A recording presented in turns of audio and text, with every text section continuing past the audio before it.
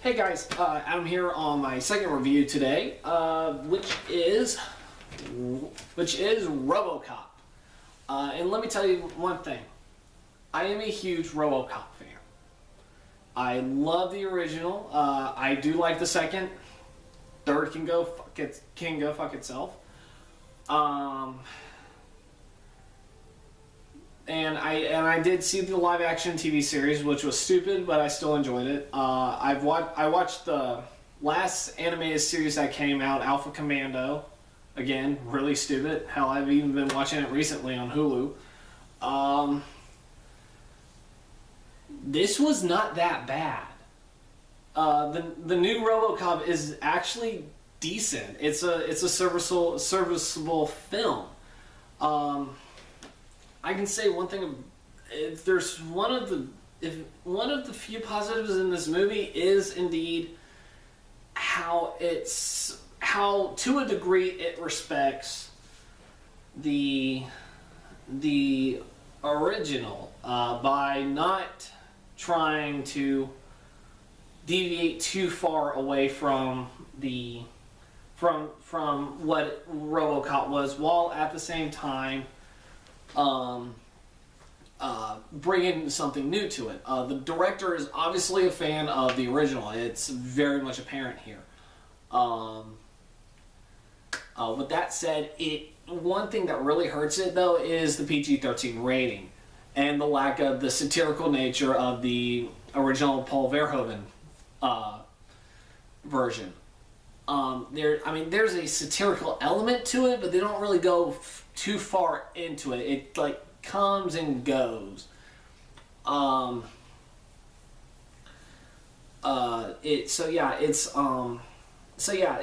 PG-13 rating really hurts it, because one thing about RoboCop is that it's violent.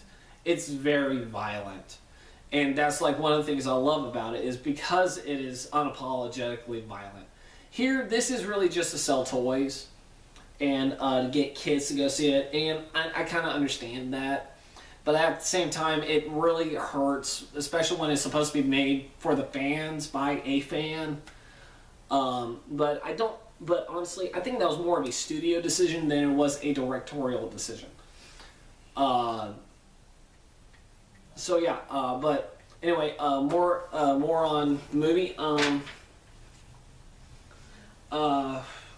The performances were good. Were actually very solid, and nearly all of them were. Joel Kinnaman as Alex Murphy, RoboCop, really good. I actually believe this guy was RoboCop. I actually believe this guy was a cop, was a good cop, and of course that's because he was also on The Killing, which I really do need to watch. But he definitely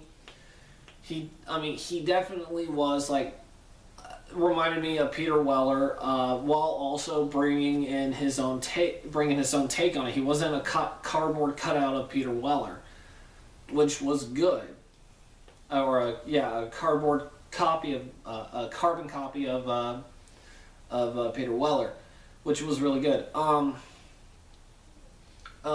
Gary Oldman was alright in this. I thought he was actually a decent character in this film.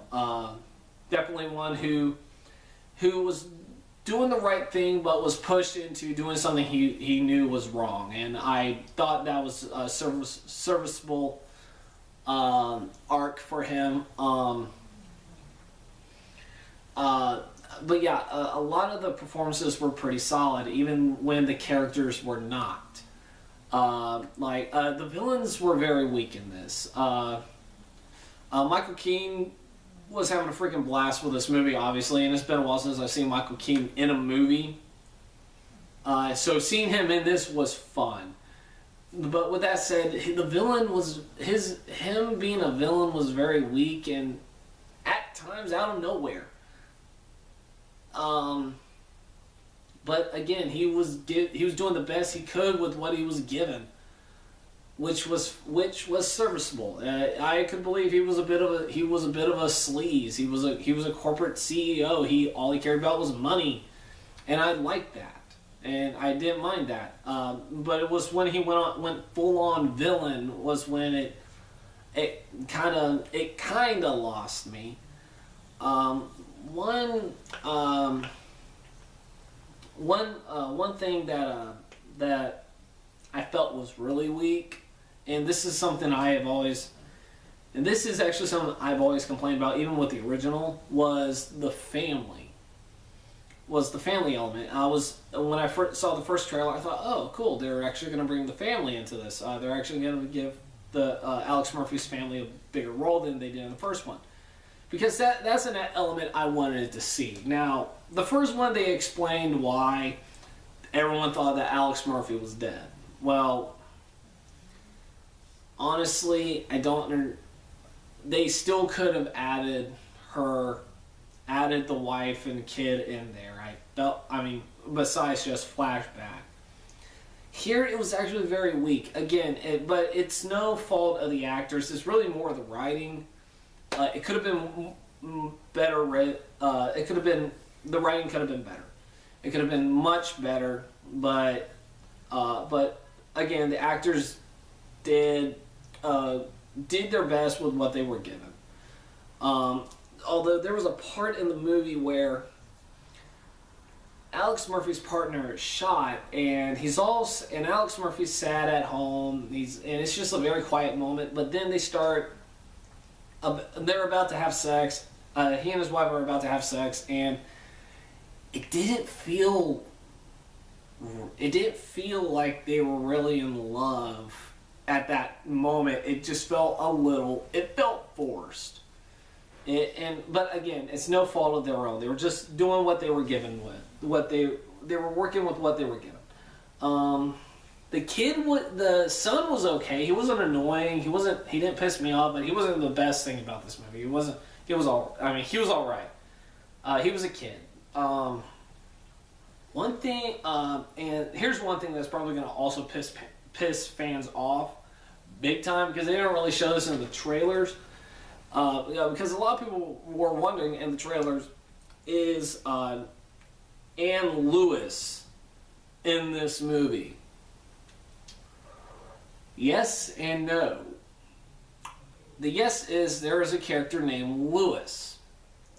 The no part is Lewis is Jack Lewis. A dude.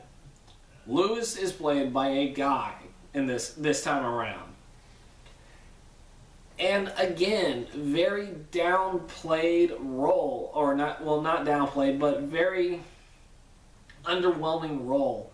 No fault of the actor, just badly written. He was really mostly the sideline character, because they were really focused more on Alex Murphy as RoboCop and his relationship with Gary Oldman's character.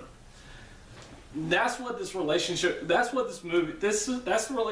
movie focused on, and which is probably why I liked it more than any of the other relationships. Let's see.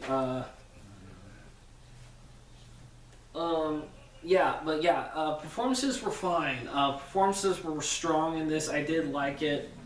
Let's see. The action was actually pretty good. Really, and I mean really good. Despite it being PG-13, there were times where they actually pushed the boundaries in the action. Like RoboCop, even towards the end of the movie, there's a time where he gets the shit shot out of him, or beaten to near death, because and you can see that he's just getting crapped on. Like in the original, he got pretty beat up. He did, but not nearly as much as RoboCop in this one.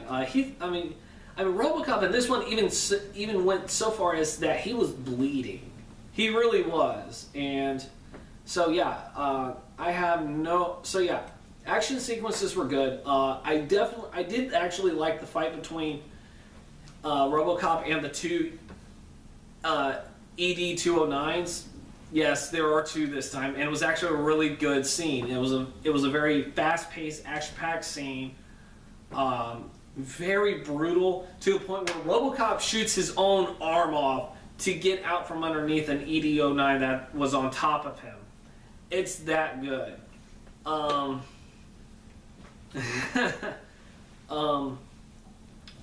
But yeah, actions again. Yeah, some of the shootouts were good, very fast paced, but not to the point where you couldn't tell what was going on.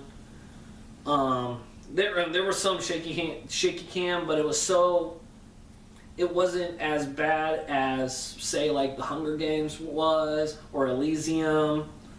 The camera shook enough just to let us know this was an action scene. It wasn't so much that you got disoriented or were given a migraine or anything like that.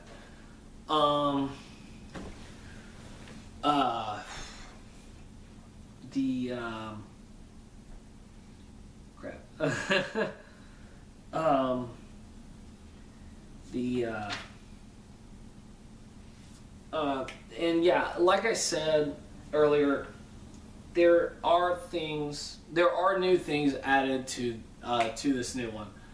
For instance, it's still in a way the same story.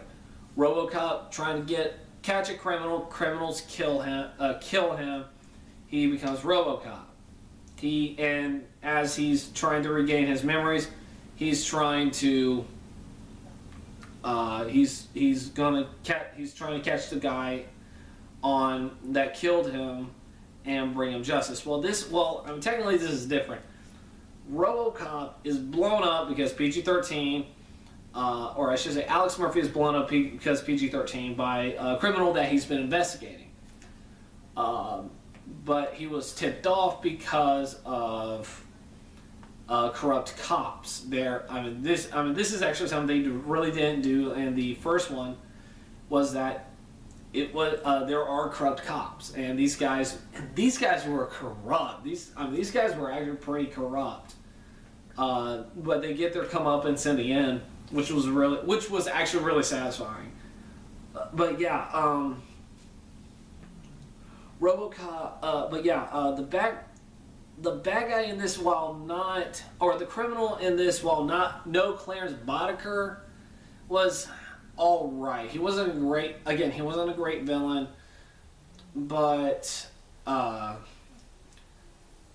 there were times where I felt like this guy could have been the main villain, and they could have ended it with that. But I'm actually also kind of glad they didn't. But yeah, RoboCop does get what they did though was back to the new things. RoboCop, Alex Murphy gets blown up. The wife actually signs a release form that allows Alex Murphy to go through the RoboCop procedure to save his life. RoboCop is nothing more than a head, a brain, lungs, and a hand. That's all he is. The rest of it is the body. And this is actually kind of where they pushed the PG-13, is because while it's all CGI, it did look kind of gruesome. I was just looking at this going, oh my god, I don't think this is something that a 10-year-old should see.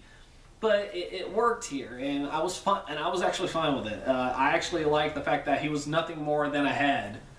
Really, just nothing more than a head and some lungs and a hand. That was actually pretty funny. Not funny. That was actually pretty cool.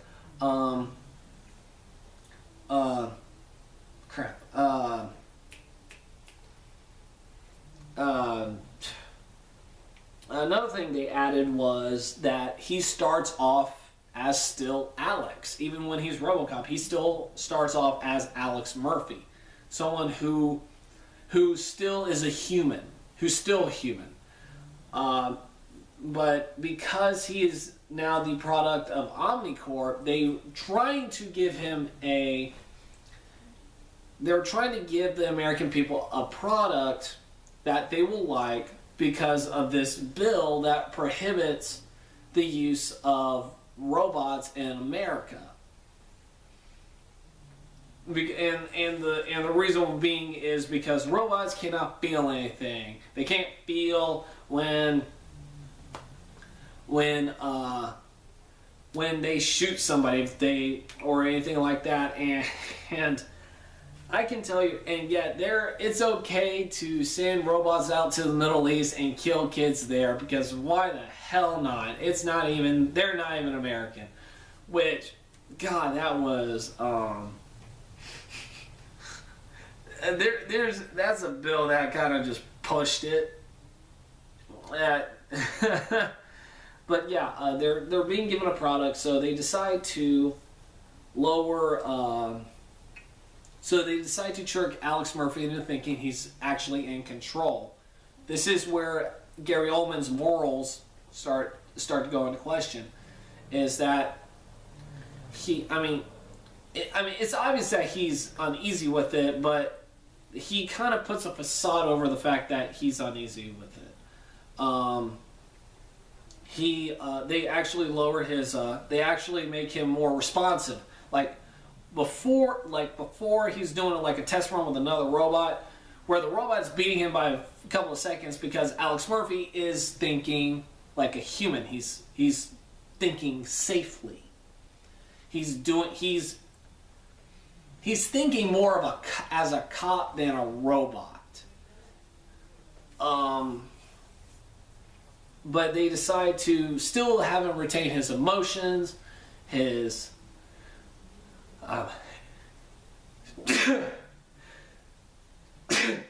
excuse me. Still retain his emotions, still retain his personality, but his response time is quicker, to where he immediately judges somebody and just shoots them. No problem. He'll still duck and cover because he doesn't want to get shot, but his response time is different. But his response time is faster, to where he will just immediately shoot somebody, even if they got a hostage. That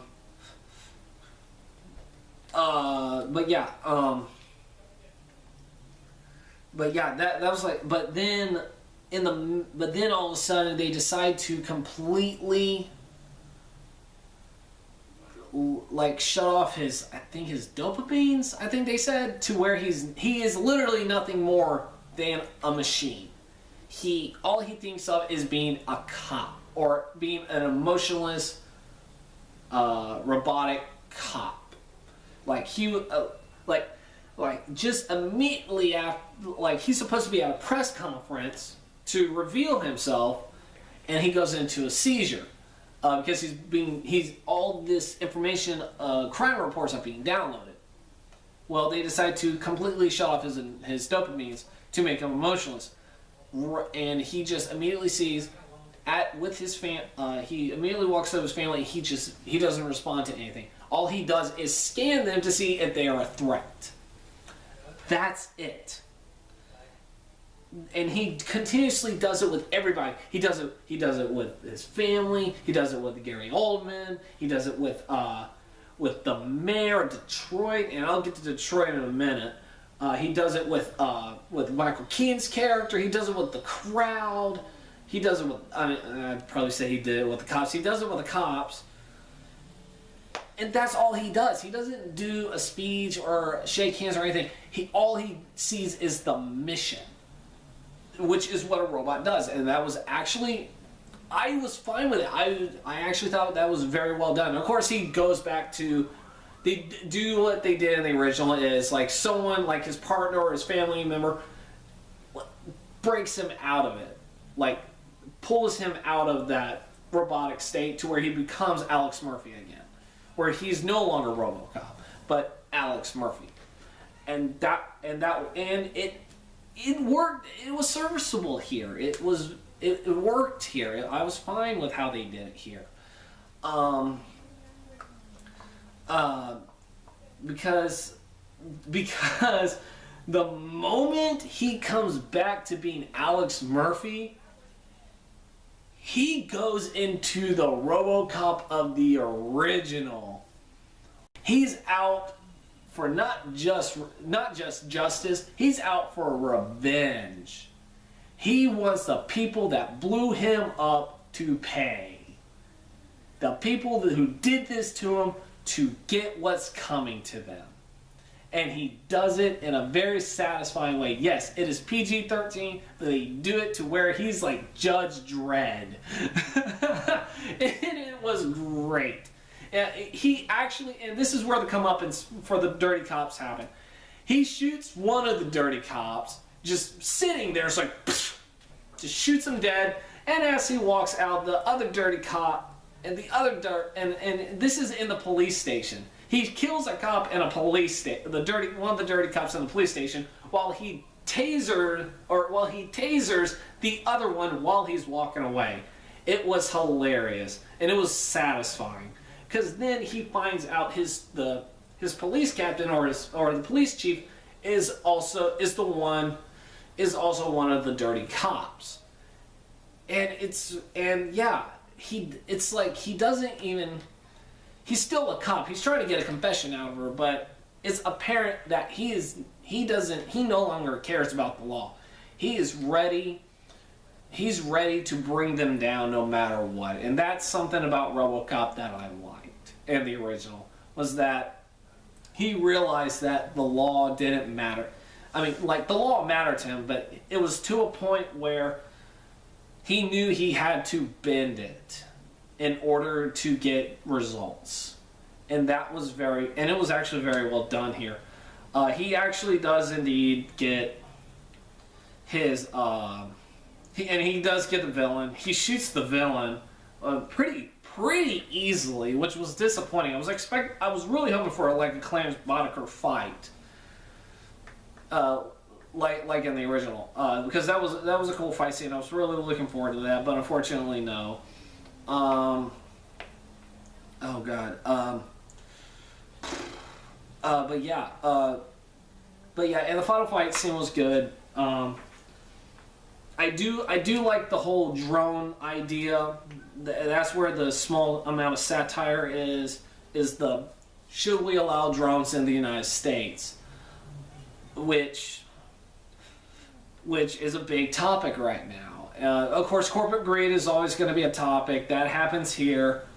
Another thing about this movie is the suit. The posters, the trailers, the production photos do not do this thing justice. No pun intended. This is a body. They actually make sure it looks like a body in this movie. They do everything, and that's another thing about how they respect this movie is RoboCop. Alex Murphy walks like RoboCop. He's leaner, he's slicker, but he actually goes. He actually walks like that in this movie, which I'm glad. Now, does he run a little faster? Yeah, he's gonna run. He's a robot, of course. So yeah, I got no problem with that. But yeah, it looks like a body this time, and of course, while it's not my favorite look, I was fine with it because it did make sense. It is, as Michael Keaton said, tactical. It's more like a SWAT. The look is more like a SWAT team look than anything. But it is nice to see them do throwbacks to the original look, and without shitting on it. Like, a lot of people would, whenever they're rebooting something, someone will show the original look just as a reference, but then they will just be like, oh, that's stupid, fuck that. No. They actually show the original look and go, yeah, that looks cool, but yeah, actually that looks cool, but we do need to try something different this time around. And while I do like the original look, I'm always going to like the original look. I was fine with what they did there because it's a reference. It's an homage. But yeah, it's also the new suit looks fine. But I'm also glad that they actually go to the silver and black suit at the end of the movie. They actually do that, which again was cool. Like they should. And there's another problem though I had was like in the beginning of the movie, his body, as you see in the trailers, is the silver and black suit, but it looked well enough to be considered looking like the classic, while at the same time sleek enough like the black one to where they could have kept it throughout the entire movie. But again, they needed something tactical, they needed something black. That's just a little nitpick for me. I'm trying to think now. But yeah, that was. The family element, the suit, the drone satire, some others. My dog's sleeping. The new stuff. Some of it works. Some of it definitely works. Two other performances I forgot to mention. Jackie Earle Haley is in this movie. I did not know that. And he plays this guy who hates Alex Murphy, really kind of for no reason. I never really understood, but he's kind of this asshole that just really hates him because he's not fully a robot. He's not someone who can be controlled fully. And he was, and like Michael Keaton, he was having a blast. He wasn't creepy or anything like he usually is, but he looked like he was having fun in this movie. And Samuel Jackson, a Black Bill O'Reilly, is what he was in this movie. I would definitely watch his show just because of Samuel Jackson as a Black Bill O'Reilly. His scenes, while few and far between, is hilarious. Because one, he's Samuel Jackson with a full head of like Donald Trump hair, but it's great. It works to his strengths, to his talents, and towards the end of the movie, he actually starts going out of the Bill O'Reilly persona and goes into full-on Samuel Jackson, while like just cussing out like Gary Oldman and whatnot. But they bleep it out, which was funny. But yeah, let's see. I'm trying to think now.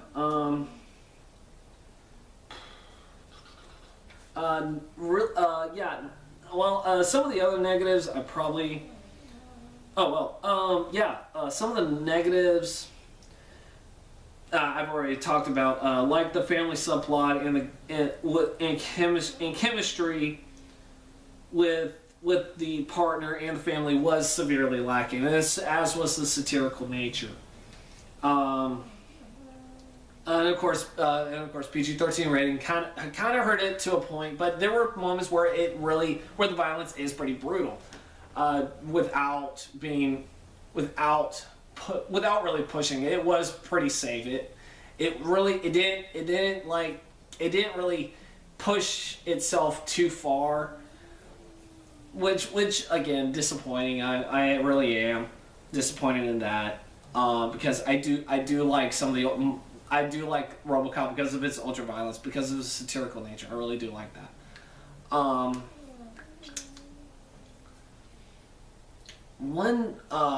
But the biggest negative I have to say about this movie is it's still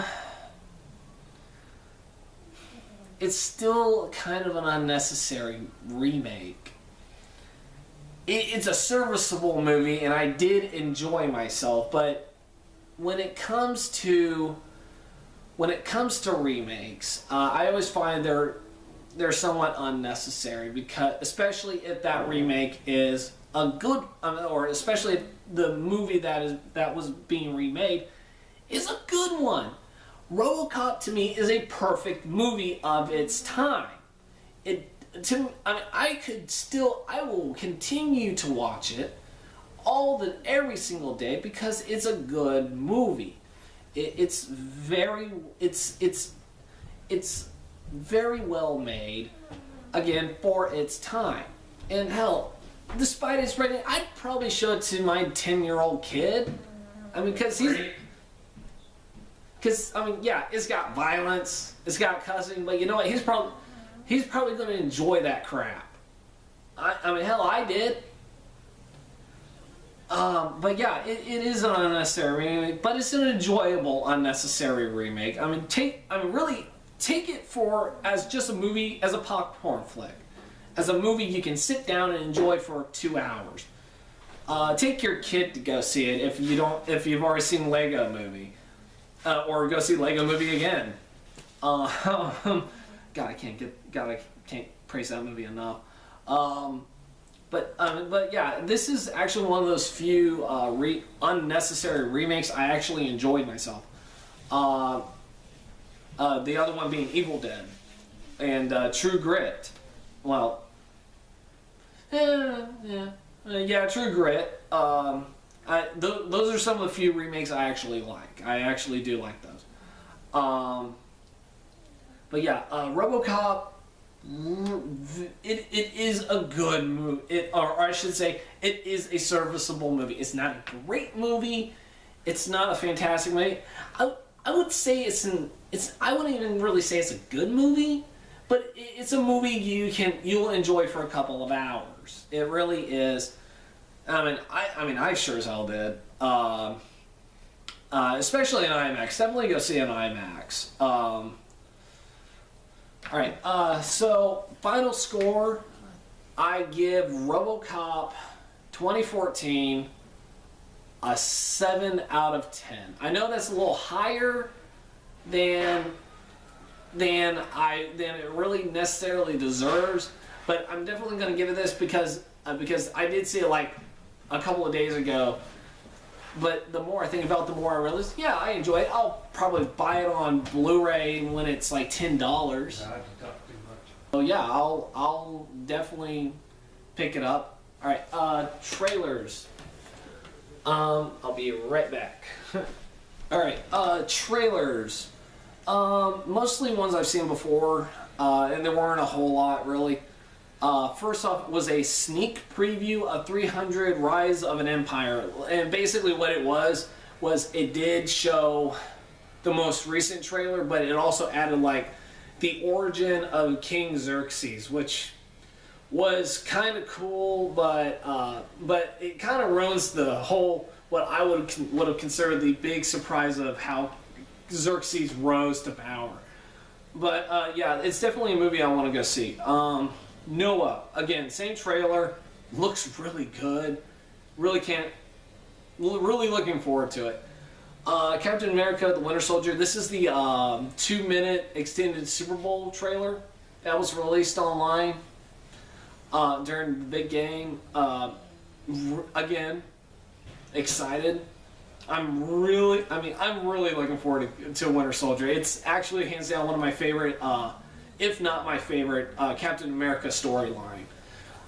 Just because it brings back a character who I really can compare to like Robin and Nightwing, someone who like really steps out of the shadow of his mentor and becomes a hero in his own right. And speaking of Russians, Stalingrad 3D. This is the first Russian movie to be shot entirely in 3D, and it's a World War II movie in Stalingrad. It's about like 6 brothers fighting for what's, or I should say 6 brothers in Stalingrad fighting Nazis. It looks good. I may take a look at it when it comes out, maybe. And of course I got Amazing Spider-Man 2. Duh. So I'm not going to go into that. Yeah, but yeah, that's it. RoboCop, serviceable movie. I wouldn't say like pay $10 to see it, but definitely like a matinee at least, or but yeah, definitely go see it. It's a decent enough movie to enjoy yourself for a couple of hours. I'll be back for Winter's Tale, and I'll see you later.